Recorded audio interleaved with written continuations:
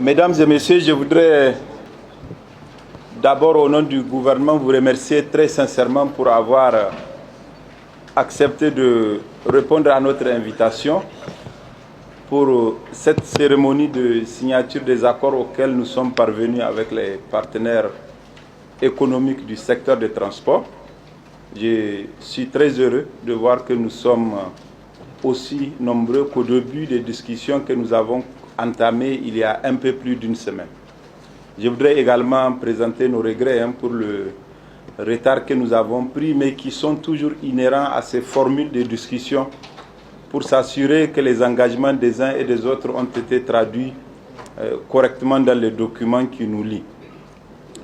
Comme vous le savez, le 1er août, le gouvernement a pris la mesure stratégique et nécessaire de rehausser le prix du gasoil à la pompe dans notre pays en raison et en considération du contexte international, de la situation de notre pays et de son approvisionnement, de la nécessité de garantir la régularité de cet approvisionnement, de la nécessité de préserver des instruments essentiels pour notre pays qui sont la SORAS et la SONIDEP et tous les bienfaits que nous tirons de ces structures-là pour soutenir l'accès des Nigériens à certains produits comme le gaz, l'électricité et bien d'autres.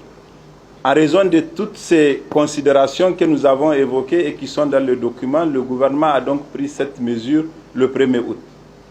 Et aussitôt, le président de la République, chef de l'État, a mis en place un comité interministériel chargé de discuter avec tous les partenaires économiques et sociaux concernés. L'objectif, c'est de faire en sorte que nous puissions préserver le pouvoir d'achat des Nigériens, faire en sorte que cette mesure, même si elle comporte une part de hausse nécessaire dans certains aspects ou inévitable dans certains aspects, que son impact soit amoindri le plus possible. Donc depuis le 1er août, nous sommes dans ces discussions-là avec les partenaires qui vont tout à l'heure signer le document qui nous lie. Et nous sommes convenus d'un certain nombre de mesures qui vont être prises et mises en œuvre en vue de garantir la préservation de ce pouvoir d'achat et puis créer les conditions nécessaires pour l'approvisionnement régulier de notre pays en produits pétroliers et puis que notre pays continue à avancer dans sa croissance économique. Le sujet ou l'enjeu ici est de faire en sorte que tous les acteurs concernés puissent être écoutés. Nous savons que beaucoup de Nigériens avaient considéré qu'ils auraient dû être informés auparavant. Et ils se sont même plaints de ces faits-là. La preuve que nous n'avons jamais rompu le dialogue, c'est ce comité qui a été mis en place immédiatement après. La seule raison qui est objective du point de vue économique, qui a fait que l'information n'avait pas été diffusée auparavant au moment où les discussions se faisaient, c'était justement de préserver notre économie et les consommateurs. Toutes les fois que vous devez aboutir à des hausses et que l'information est connue avant, il y a une ingénierie, une industrie de la spéculation qui peut se mettre en place et qui peut créer une pénurie de laquelle vous ne sortirez pas aisément. C'est donc pour protéger notre économie de ces spéculateurs éventuels et protéger nos consommateurs de l'accès aux produits pétroliers que cette mesure a été prise et conduite de cette manière-là.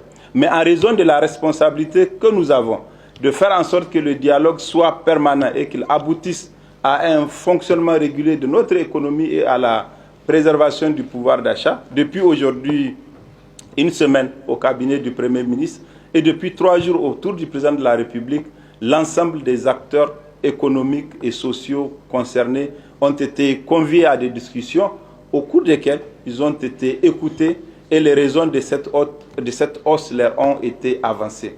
À l'issue de ces rounds de discussion, l'ensemble des partenaires que nous avons rencontrés ont compris et ont estimé que cette mesure était et nécessaire pour préserver notre cadre économique et puis préserver les instruments que j'avais indiqués tout à l'heure de notre pays. Donc, pour préserver et formaliser cet accord-là, nous sommes aboutis à un accord entre le gouvernement d'une part et les collectifs des syndicats des transporteurs de marchandises, l'organisation patronale des gares modernes ainsi que les associations des consommateurs, un certain nombre de mesures qui vont être lues dans le document. Donc ce document est en 3 parties. Premièrement, les engagements permanents du gouvernement d'ordre général pour gérer cette situation liée à la hausse du prix du gasoil. Deuxièmement, des mesures particulières destinées aux transporteurs voyageurs et aux transporteurs de marchandises et aux consommateurs pour améliorer la gestion de cette situation. Et puis troisièmement, nous avons rappelé les engagements que ces organisations patronales ou des transporteurs ont pris dans le sens de converger avec le gouvernement en vue de créer la réduction nécessaire au plus bas possible de l'impact que cette hausse du prix du gasoil pourrait engendrer. Voilà le sens du travail que nous avons fait jusqu'ici et voilà aussi le sens dans lequel ces discussions vont se poursuivre. Tous les acteurs concernés, je voudrais rappeler ici qu'il s'agit d'une instruction du président de la République. Le comité qui a été mis en place est ouvert à écouter toutes les propositions, à envisager toutes les solutions possibles pour que cette situation puisse être gérée au mieux de l'intérêt de notre pays. J'avais dit que c'est une décision nécessaire, c'est une décision que nous étions obligés de prendre et même en la prenant, vous avez remarqué que nous avons gardé, s'agissant du gasoil, encore l'un des prix les plus bas de la sous-région. Et s'agissant de l'essence, c'est encore l'un des tarifs les plus bas de notre espace. Donc ce n'était pas une vocation fortement ou essentiellement pécuniaire de rechercher l'argent sur le tarif, sinon ça aurait été plus élevé, mais c'était une considération économique de stabilité de notre tissu économique et de la stabilité et de la garantie de l'approvisionnement de notre pays en produits pétroliers. C'est là le sens de cette mesure et nous allons continuer à travailler pour que l'ensemble des acteurs puissent comprendre pourquoi cette mesure a été prise et que nous puissions la gérer au mieux. Voilà ce que je voulais dire en introduction et je vais terminer pour remercier le comportement positif et salutaire des acteurs économiques qui ont participé avec nous à ces discussions. Ils ont fait montre d'une grande responsabilité et ils ont compris qu'ensemble, le gouvernement et les partenaires économiques, nous pouvons mettre en place une dynamique qui préserve notre économie et qui préserve l'intérêt général chaque fois que de besoin. Voilà, mesdames et messieurs, ce que je voulais dire.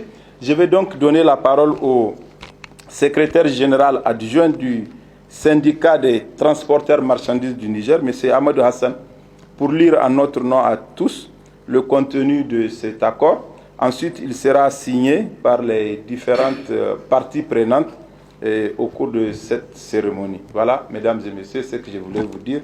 Merci beaucoup.